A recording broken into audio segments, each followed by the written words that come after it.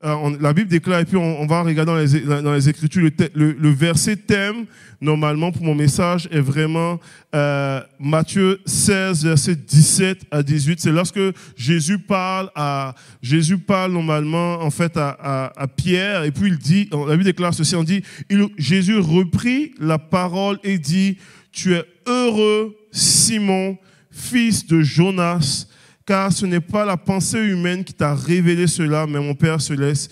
Et moi, je te dis, tu es Pierre, et sur ce rocher, je bâtirai mon église, et les portes du séjour des morts ne l'emporteront pas sur elle. » Et on est vraiment dans cette thématique-là de « je suis l'église » et de prendre conscience que lorsque Jésus pense à l'idée même de l'église, il ne pense pas à une organisation, il pense à des personnes, il pense à vous, il pense à moi, etc. Et on avait commencé la semaine dernière en parlant de 3A, et puis on parlait du fait que l'église, je suis l'église, va normalement impliquer plusieurs aspects. L'aspect de je suis appelé comme personne en tant que tel, je suis aimé et approuvé et je suis assigné. On avait vu ça il y a quelques semaines. Et cette semaine, on va vraiment aller sur les B, dans le fond. Je suis baptisé, je suis brisé et bâti, mais je suis béni aussi. Puis dans les semaines prochaines, on va parler de je suis croyant, je suis communauté, je suis en croissance, je suis disciple, je suis dévoué et je suis dirigé par lui. Et je suis enthousiaste, je suis engagé et je suis entendu. Et je pense qu'on va vraiment naviguer dans cet aspect-là de l'église de Jésus en tant que personne, en tant qu'individu, en tant que groupe, en tant que tel. Nous sommes l'église. Nous sommes l'église. Et alors qu'on parle de l'idée d'être baptisé en lui, j'aime le texte de Jésus. Jésus lui-même a vécu l'expérience du baptême d'eau. Et parlant de baptême, j'aimerais juste lancer une annonce, mais pas une annonce. J'ai déjà eu une demande de baptême, en fait, pour cette année. Une personne qui est venue me voir qui dit « J'aimerais me faire baptiser par les eaux ». Je dis « Parfait, on va regarder, on va planifier ça ». S'il y a des personnes qui n'ont pas encore vécu cette expérience de baptême d'eau là, on va planifier cela normalement très prochainement. Et donc, s'il y a d'autres personnes qui veulent embarquer dans cela, on va célébrer ensemble. C'est l'un des moments, pour moi, c'est un des moments, pour ne pas dire le moment, un des moments de culte que je tripe le plus. C'est une occasion où est-ce que des gens prennent des décisions publiques de l'œuvre de l'intérieur qui a été fait dans leur vie. Donc, s'il y a des gens qui n'ont pas été baptisés d'eau, la Bible nous en commande, la Bible nous enseigne par rapport au baptême. Et Jésus dit, tout pouvoir m'a été donné. Je fais une parenthèse là, et il dit allez faire toute la nation des disciples, baptisez-les au nom du Père, du Fils et du Saint-Esprit. Donc, c'était une annonce que je fais en même temps. S'il y a des gens qui ont le goût de pouvoir plonger, vraiment, venez me voir, ça me fait plaisir de planifier ça avec vous et avec beaucoup de plaisir. Donc, je ferme la parenthèse rapidement. Jésus a vécu une expérience de baptême. Dans Matthieu 3, verset 16, il est écrit ceci, la Bible dit ceci, on dit, dès qu'il fut baptisé, Jésus sortit de l'eau. Alors le ciel s'ouvrit pour lui et il vit l'Esprit de Dieu descendre comme une colombe et vint sur lui. Au même instant, une voix se fit entendre du ciel ces paroles.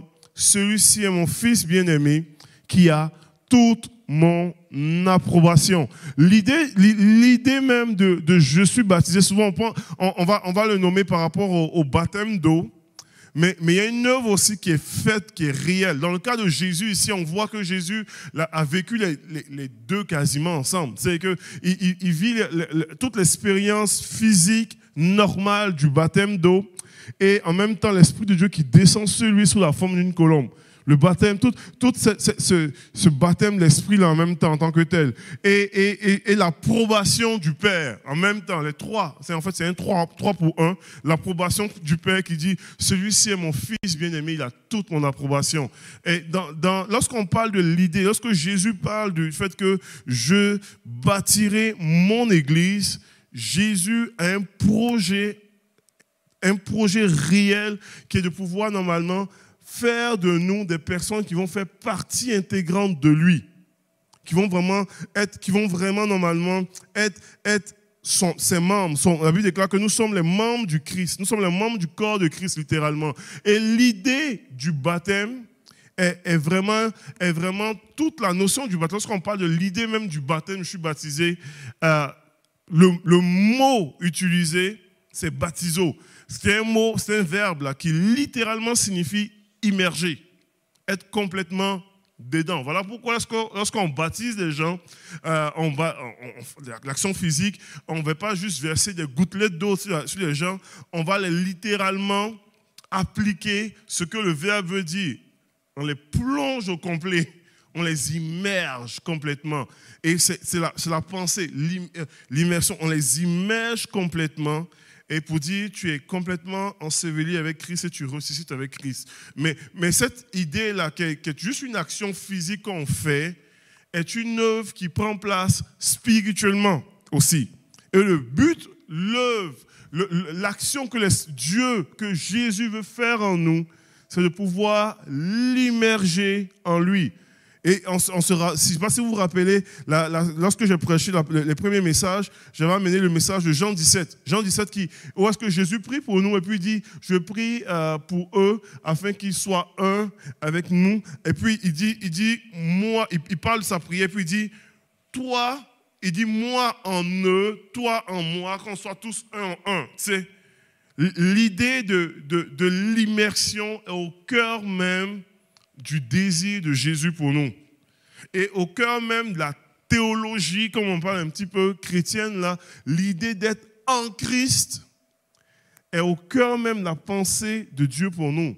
En fait, 2 Corinthiens 5, 17 parle de cela en disant, si quelqu'un est en Christ, comme un peu immergé là-dedans, il est une nouvelle créature. Les choses anciennes sont passées, voici toutes choses sont devenues nouvelles. Donc, quand on parle de l'idée d'être baptisé, ce n'est pas juste le baptême d'eau. C'est de pouvoir être en Jésus. Quand on parle de l'idée d'être je suis l'Église, nous sommes en Christ. Nous sommes immergés, trempés, tout en Christ. En tant que tel. Ça va? Je n'ai pas perdu avec mes concepts théologiques un peu bizarres? Ok, c'est bon? Donc c'est vraiment le cœur de Dieu pour nous dans l'idée du baptême. Je voulais... Oh, man, je vais descendre, je vais essayer de prendre ça.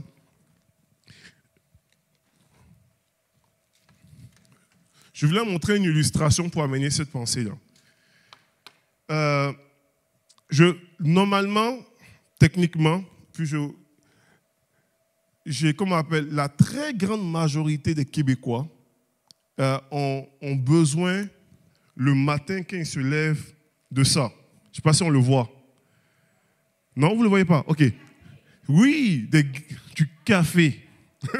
Donc, le matin, moi, je n'ai pas besoin, Dieu merci, amen, alléluia. Mais la très grande majorité ont besoin de café. J'ai amené des graines de café. Donc, ils ont besoin de café le matin. Ça prend le café, sinon la journée commence très mal. Et puis, tu ne veux pas les rencontrer à 10 heures sans le café. C'est en tant que tel. Donc normalement, les gens aiment le café. Ont besoin de prendre du café le matin. C'est bien correct. Mais le café, je connais très peu de personnes qui prennent du café comme cela, comme des céréales, ou du café moulu, et puis à manger le café, et puis je mange du café. Habituellement, pour pouvoir boire du café, ça prend de l'eau. Vous êtes d'accord avec moi? Ça prend de l'eau. Ou est-ce qu'on va normalement infuser le café dans de l'eau bouillante, etc., tout ça ou quoi.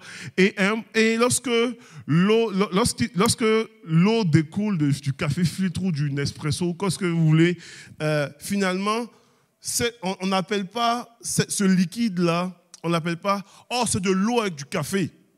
On dit, c'est du café. En réalité, techniquement, c'est de l'eau avec du café. Vous êtes d'accord avec moi? Parce que le café, c'est ça. Mais ce café-là a besoin d'être immergé, infusé dans de l'eau pour qu'il goûte et devienne bon exactement à boire. Et plusieurs d'entre vous ont besoin de ça. Nous sommes comme du café qui ont besoin d'être immergés dans la présence de Dieu, en Christ, pour goûter ce qu'on est supposé goûter. Il y a certains cafés, bon, moi je ne suis pas un amateur de café, mais il y a les bons amateurs de café font la différence de différents types de café. Vous êtes d'accord avec moi? Donc il y a des cafés colombiens, cafés éthiopiens, de l'arabica, du robusta, etc. Il y a des différentes sortes de cafés qu'ils vont trouver que c'est tel café a normalement une subtilité, c'est meilleur, etc. ou quoi. Mais on a besoin de pouvoir, toutes ces différentes sortes de cafés-là ont tous une chose en commun, ils ont besoin d'être immergés dans de l'eau pour goûter la saveur qu'il est supposé goûter. Comme du café, chaque croyant a besoin d'être baptisé, a besoin d'être immergé dans l'eau de son esprit, afin de goûter exactement ce qu'il est supposé goûter dans la vie, afin de pouvoir goûter, afin de pouvoir être utile même, afin de pouvoir être une bénédiction pour ta génération, pour ta nation, pour ta famille, pour tes amis. Tu as besoin d'être immergé dans l'eau de son esprit, d'être baptisé en lui, littéralement. Je suis baptisé. Je suis baptisé. Et on a comme n'importe quel café, vous voyez, j'ai pris des graines, l'idée des graines. Si j'essaie d'infuser ces graines-là, ça ne sera pas nécessairement du bon café. Pour pouvoir normalement aller chercher le maximum de l'arôme du café, il faut que ces graines-là soient brisées, soient moulues, soient broyées. Et plus elle est broyée, plus je vais aller chercher le maximum de saveur. Vous êtes d'accord avec moi? Ça va? Et comme nos vies, nous sommes comme des graines de café en fond. Vous savez, puis ça m'amène à mon deuxième point. Nous avons besoin, des fois, de vivre des brisements. C'est pas un message qui est très fun à prêcher, parce qu'on n'aime pas prêcher le brisement. Mais le brisement, des fois, est nécessaire dans la vie chrétienne, dans la foi chrétienne. Nous avons besoin de pouvoir être moulus. Et plus nous sommes moulus, plus nous avons de la saveur, nous goûtons quelque chose.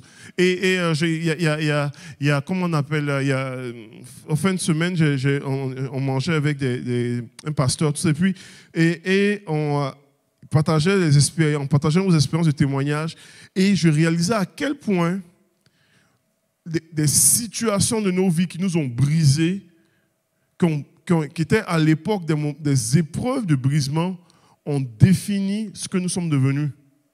Comment est-ce que des épreuves, des situations, des contextes, des montagnes, des persécutions, tout ça, ont juste façonné ce que nous sommes devenus, des individus que nous sommes devenus. Comment est-ce que ce qui normalement était censé nous tuer nous a rendu peut-être plus forts, nous a marqué, nous a amené à devenir, à rayonner comme on rayonne aujourd'hui. Je partage des fois des pensées, puis je dis, David a été fugitif, a été normalement berger dans le désert, tout ça ou quoi, comme Moïse d'ailleurs, qui était berger dans le désert, et toute son expérience de berger, de fugitif dans le désert a été en soi pour Moïse une préparation parce qu'il a passé plus tard, rappelons-nous, il devait normalement être un berger pour une nation qui a passé 40 ans dans le désert.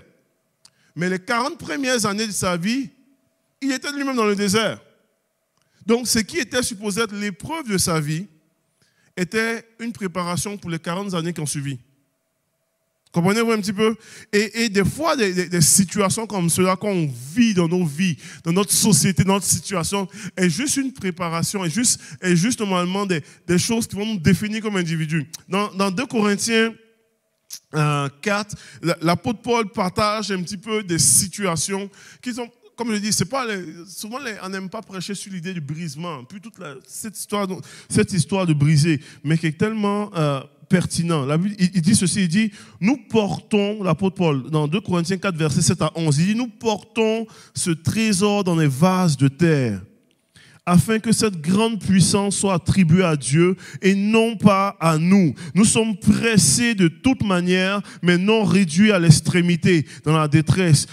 Il dit, dans la détresse, non dans le désespoir, persécutés mais non abandonnés, abattus mais non perdus, Pourtant, portant toujours avec nous dans notre corps la mort de Jésus, afin que la vie de Jésus soit aussi manifestée dans notre corps. Donc, il dit, il y a comme un peu cette dualité-là. Autant on porte la mort de Jésus dans notre corps, la vie de Jésus est communiquée aussi à travers nous. Il dit, car nous qui vivons, nous sommes sans cesse livrés à la mort à cause de Jésus, afin que la vie de Jésus soit aussi manifestée dans notre chair mortelle. Au verset 16, il dit, c'est pourquoi nous ne perdons pas courage. Et lors même que notre corps extérieur se détruit, notre homme intérieur se renouvelle chaque jour, car nos légères afflictions du moment présent produisent pour nous au-delà de toute mesure, je répète, au-delà de toute mesure, un poids éternel de gloire, parce que nous regardons non point aux choses visibles, mais à celles qui sont invisibles. Car les choses visibles sont passagères et les invisibles sont éternelles. L'apôtre Paul est en train de dire, et puis là on parle de l'apôtre Paul, souvent on a un évangile où est-ce qu'on veut vivre constamment le bonheur, et puis j'ai rien contre le bonheur là, j'aime être confortable aussi. Donc on veut vivre constamment ce qui est glorieux et bonheur, et puis tout le temps sauter de nuage en nuage. Puis l'apôtre Paul, dans sa compréhension de l'évangile, dans ce qu'il vit, il dit, oui, il y a des moments comme ceux-là, mais il y a des moments où est-ce qu'on est brisé, où est-ce qu'on vit des situations difficiles, où est-ce qu'on vit toutes sortes d'épreuves, où est-ce que nous sommes sans cesse livrés à la mort. On a l'impression que ça ne va pas bien. Mais il dit, mais toutes ces choses-là servent à la gloire de Dieu. Il dit, il y a quelque chose qui découle de ça, qui apporte la vie de Jésus. Il dit, nous sommes pressés, mais en même temps que nous sommes pressés, il y a du jus qui sort de nous. Et le jus qui sort de nous est glorieux. Presse un citron, là, pas un citron, presse une orange, tu sais. Le citron est moins goûteux, là, non, goûte pas bien, mais presse une orange, là, c'est comme on appelle, là, ce qui va sortir, ça va être son jus. Donc, il y a des moments où est-ce qu'on vit des situations, où est-ce que nous sommes pressés. Nous sommes pressés, mais ce qui sort de nous est glorieux et sert à la gloire de Dieu. En tant que tel. Et des fois, nous avons besoin, comme les graines de café, à être brisées, afin que notre arôme puisse s'infuser davantage. S'infuser davantage. S'infuser davantage. Je suis l'Église, et des fois, je passe par cette saison-là, où est-ce que je suis brisé, afin de goûter quelque chose. Afin de goûter quelque chose. Afin de goûter. Vous savez ça. Et puis, je vous partageais, je partageais mon témoignage vendredi dernier. Et puis, je partageais. Et puis, aujourd'hui, si on me demande, Désiré, raconte ton témoignage. Oui, je vais raconter mon témoignage de conversion, mais je vais raconter les moments durs de ma vie aussi. Ça fait partie de mon histoire. Et je me rends compte que ces moments durs de ma vie deviennent normalement, goûtent quelque chose. Ce que je suis devenu a été aussi les résultats de ces épreuves-là où est-ce que j'étais pressé en tant que tel.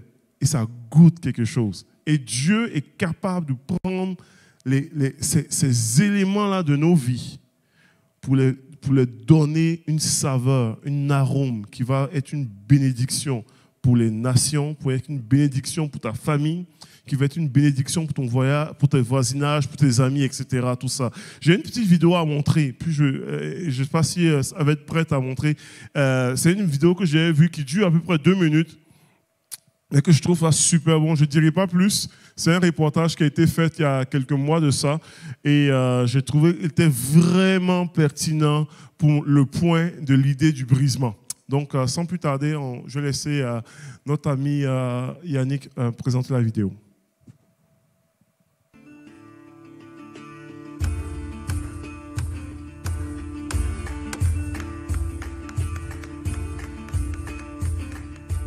Dans sa main, le marteau n'a rien de destructeur. Simon Berger a laissé tomber les graffitis pour développer une technique unique. Il frappe, brise, éclate pour donner vie, en 20 minutes à peine, à des visages stupéfiants de réalisme. À travers la destruction du verre, j'essaye de créer quelque chose de beau. J'utilise un simple marteau, un marteau de serrurier. J'ai un peu taillé ce côté pour pouvoir plus facilement dessiner les détails. C'est un peu comme si j'utilisais un pinceau avec de la peinture blanche.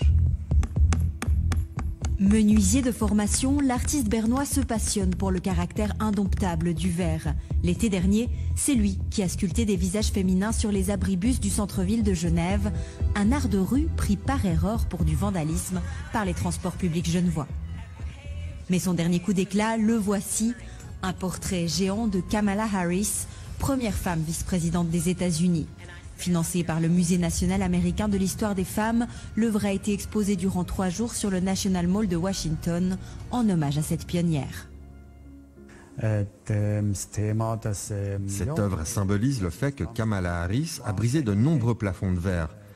En acceptant de la réaliser, j'ai été infidèle à mes principes, car je refuse d'habitude de travailler sur commande. Mais là, j'avoue que ça m'a quand même fait quelque chose de voir mon œuvre à un endroit si connu. J'étais quand même assez fier.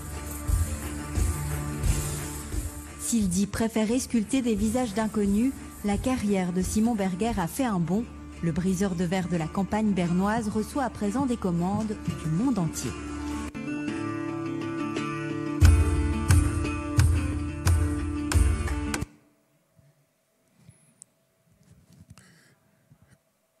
C'est une belle vidéo là, mais j'aimerais vous proposer des fois que Dieu est un briseur de verre.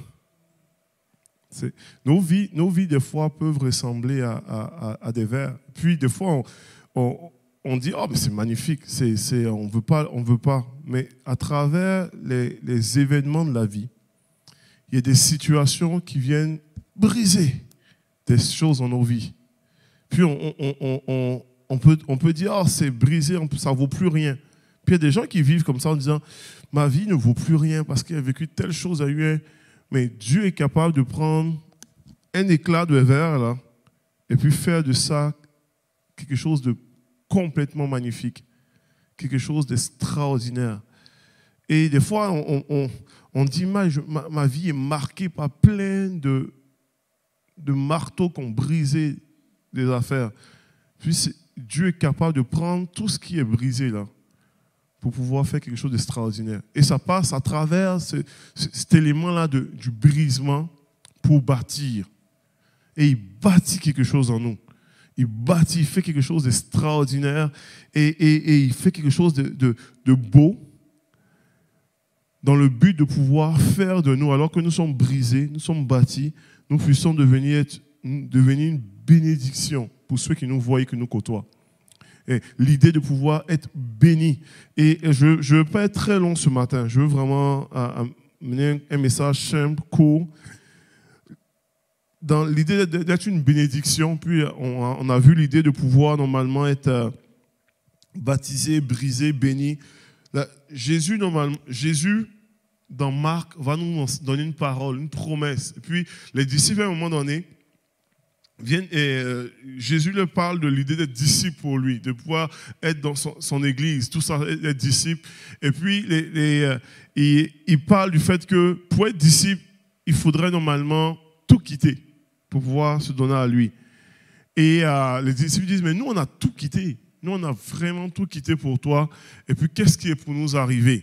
Puis, Jésus, normalement, leur répond en disant, il dit, je vous le dis en vérité, il n'y a personne qui, ayant quitté à cause de moi et à cause de la bonne nouvelle, sa maison ou ses frères, ou ses sœurs, ou sa mère, ou son père, ou ses enfants, ou ses terres, ne reçoivent au centuple. Donc il dit, vous allez être bénis beaucoup plus. Présentement dans ce siècle-ci, des maisons, des frères, des sœurs, des mères, des enfants, des terres. Puis il rajoute une chose, il dit, avec des persécutions, avec des moments qui vont vous briser. Et dans le siècle à venir, la vie éternelle. Donc, il parle normalement d'une situation où il dit, hey, si vous choisissez d'être en moi, vous allez être bénis. Vous allez être bénis. Puis souvent dans nos évangiles, on aime parler de l'aspect Il va te bénir, il va t'enrichir, il va te garder, il va te faire du bien, tu vas expérimenter les dons spirituels, la gloire de Dieu. Et puis tout ça, je dis Amen, Amen, et puis je suis content. Mais souvent, on n'aime pas parler de « Oh, tu vas vivre aussi des persécutions à travers ça. Tu vas vivre du brisement aussi à travers ça. Mais tu vas avoir aussi la vie éternelle. » Jésus amène tout cet aspect-là. Il est très équilibré dans son discours. Et donc, ce n'est pas un discours marketing là, pour vous amener à... Il ne cherche pas à vendre quelque chose. Il donne l'heure juste. Puis il dit, ne cherche pas à vendre là. Il dit, vous serez bénis, vous serez persécutés, et puis vous aurez la vie éternelle. Donc, ça va être bénissant, ça va être dur, des fois, puis ça va durer toute la vie. Vous aurez la vie éternelle en moi. Donc, il nomme les vraies choses. Et je veux déclarer aussi, lorsqu'on parle de pouvoir, en déclarant que nous sommes l'Église, nous allons être bénis. Nous allons être des personnes bénies. Et Christ nous garantit sa bénédiction. Dans Éphésiens 1, verset 3, il dit, béni soit, c'est l'apôtre Paul qui dit ça, il dit, béni soit Dieu le Père, le Seigneur de Jésus-Christ, qui nous a bénis de toutes sortes de bénédictions spirituelles en Christ. En fait, il dit, vous avez déjà été bénis. Vous ne vous rendez peut-être pas compte, mais déjà, en Christ, nous sommes déjà bénis. Dieu a déjà pourvu à plein de choses, à toutes choses pour nous. Nous avons accès à cela.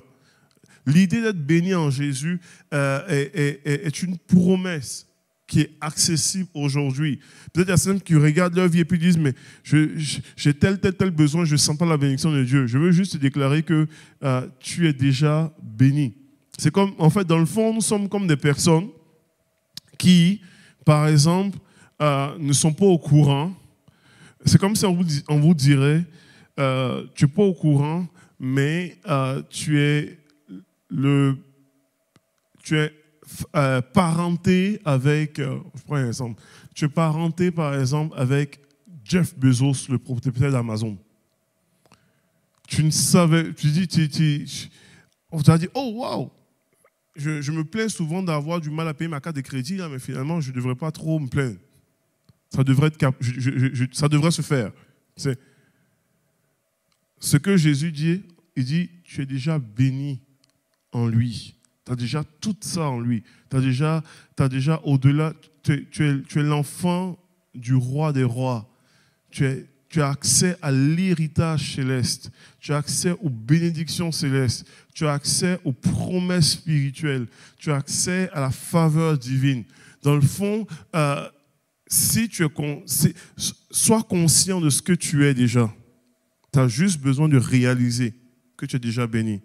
Lorsque l'apôtre Paul enseigne par rapport à cela, il utilise l'image du fait que nous avons été adoptés. Puis, je pense que j'avais déjà parlé de ça, de l'idée de l'adoption dans le contexte romain. Il y avait plusieurs niveaux d'adoption. Il y avait l'adoption là, et l'adoption dans le contexte de l'Empire romain, il y avait un niveau où est-ce que lorsque une personne t'adoptait, tu ne devenais pas seulement le fils ou la fille, tu avais l'attribut de tous les titres qui venaient avec. S'il était général, tu avais normalement les privilèges rattachés au général. S'il était normalement, je prends un exemple simple, il était comptable, tu avais le privilège rattaché à cela. Et puis, il utilise l'expression en disant, nous avons normalement été adoptés par Jésus avec le privilège d'avoir accès à tout ce que Jésus a. Est-ce que je ne vous ai pas perdu, hein? Nous avons accès à cela. Et nous sommes bénis. Je vais inviter Mathieu à revenir avec la guitare simplement. Nous sommes bénis. Des fois, on ne réalise pas à quel point, lorsqu'on parle de l'idée de l'Église de Jésus, Jésus, lui, nous voit. Comment est-ce que Jésus nous voit? Quand on pense à l'église de Jésus, on pense à une église qui est des fois, on a l'image d'une église, okay, on a des défis, on a des projets, on a ceci, on a cela. On voit normalement l'église souffrante, on a besoin d'avoir plus de personnes, on a besoin de pouvoir plus avoir des défis tels. Comment Jésus te voit-il comme son église? Dans les Écritures, la Bible déclare qu'il voit une église triomphante. Une église sainte, irrépréhensible, une église bénie, une église faisant partie de lui. Voici comment est-ce qu'il te voit. Comprenez un petit peu? Voici comment est-ce qu'il te voit, toi. Dans ce que tu dis, mais moi, je suis qui, moi? C'est comme si ton mari te voit comme la 7e merveille du monde. Et puis toi, tu te vois normalement comme la servante de quelque part. La moins que rien de quelque part. Etc. Et des fois, on a besoin de pouvoir prendre conscience que Christ te voit comme une personne bénie. Bénie. Bénie. Et il a juste le goût que le monde voie ce qu'il a mis en toi. Juste le goût que le monde goûte ce qu'il a mis en toi. Comme les graines de café que vous avez vu. C'est du café colombien. J'ai tellement envie de pouvoir le broyer afin qu'on goûte son arôme. Il a juste envie que les gens découvrent ce qu'il a déposé en toi. La question est de savoir, c'est est-ce que toi, tu as envie de pouvoir aussi laisser Christ faire ce qu'il a à faire afin que les gens puissent goûter ce qu'il a mis en toi. Ce qu'il a mis en toi est extraordinaire. Ce qu'il a mis en toi est extraordinaire. Pour pouvoir laisser goûter, pour pouvoir laisser le monde goûter ce qu'il a mis en toi, tu as besoin de pouvoir immerger dans l'eau de son esprit. Tu as besoin d'être brisé, d'infuser dans l'eau de son esprit afin qu'on puisse goûter ce qu'il a mis en toi. Et c'est vraiment le cœur de Jésus pour nous aujourd'hui. Et je ne veux pas aller plus loin que cela. Je vais terminer avec juste cette pensée-là. Vendredi, je partageais mon témoignage et puis j'expliquais je suis né dans une famille chrétienne, jeune garçon. Je ne sais pas si j'ai expliqué ça ici déjà. J'ai dit jeune garçon, j'avais 7 ans, 7-8 ans. Et puis j'ai commencé j'avais eu un vélo. Et puis moi, j'imitais les croisades de Reinhard Bonnke. Donc je parlais de Jésus à mes amis. C'était weird là, je faisais ça pour m'amuser. Donc avec mon vélo. Et puis si tu voulais rouler mon vélo pendant 10 minutes, il fallait m'écouter. C'était vraiment ça c'était ça le deal. Donc, mes amis savaient qu'il fallait écouter Désiré 10 minutes pour pouvoir rouler son vélo. Et puis, les 10 minutes, moi, je faisais vraiment l'imitation de Reinhard Bonnke. Donc, je prêchais Jésus je n'étais pas chrétien, hein, j'étais un enfant de 7-8 ans. Donc, je prêchais Jésus comme un téléévangéliste, là. Alléluia! C'est vraiment...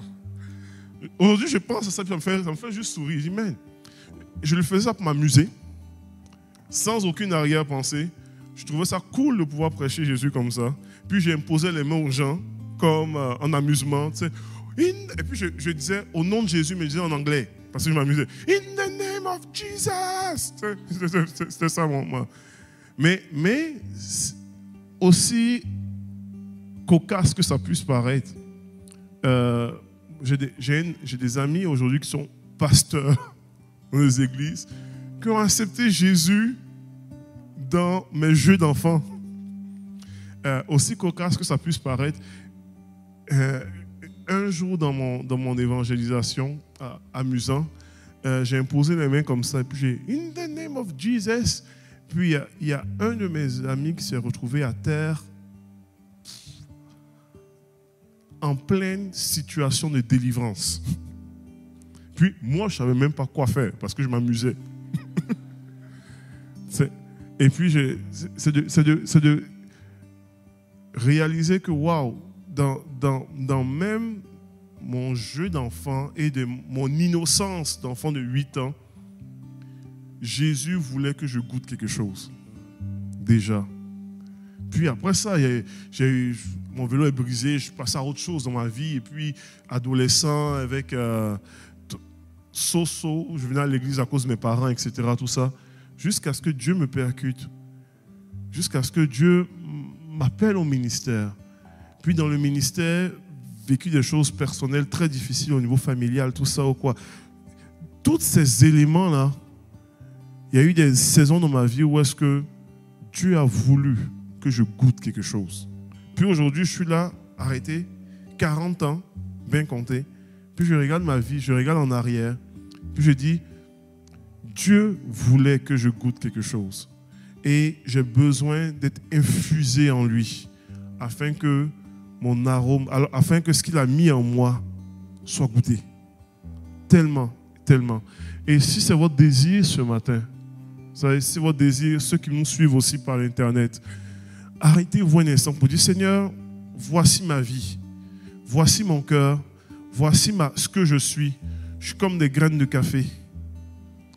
Prends-moi, façonne-moi, moue-moi, brise-moi, que je passe mais que je sois infusé dans l'eau de ton esprit, afin que je goûte quelque chose et afin que ma vie, normalement, puisse te servir dans le nom de Jésus. C'est votre désir qu'on puisse vraiment juste se lever ensemble, qu'on puisse s'arrêter. On puisse juste vraiment, pour les prochaines minutes, là, juste exposer nos cœurs et nos vies devant Dieu, afin qu'il fasse une œuvre en nous.